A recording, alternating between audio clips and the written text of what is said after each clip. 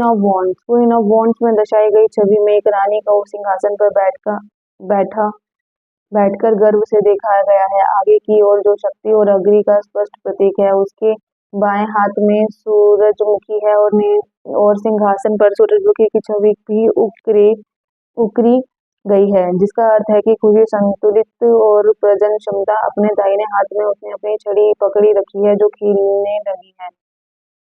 खिलने लगी है और जीवन का प्रतीक है। अपने सकारात्मक पहलुओं में वॉन्ड्स की रानी को निष्ठुर के साथ जोड़ा जा सकता है। जीविका और गर्मी, उसके पीछे छिपे हुए पक्ष का संकेत उसके पास काली बिल्ली की स्थिति में से मिलता है,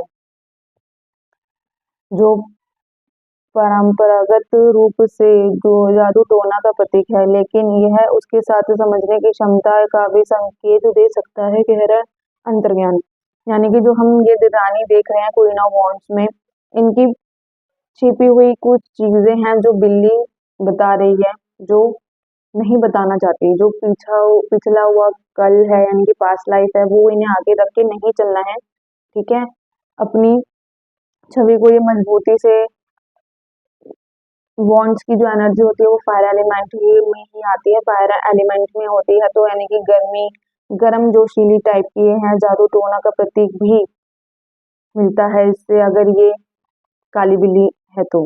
ठीक है,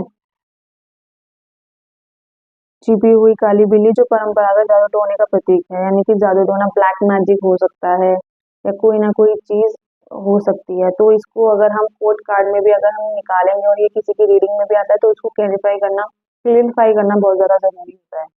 ठीक है, इसका अपराइट और रिवर्स में आएगा आत्मविश्वास से भावुक, दृढ़, सामाजिक, करिश्माई, जीवंत, आशावादी, confident, self accurate, passionate, determined, social, charismatic and ऑप्टिमिक।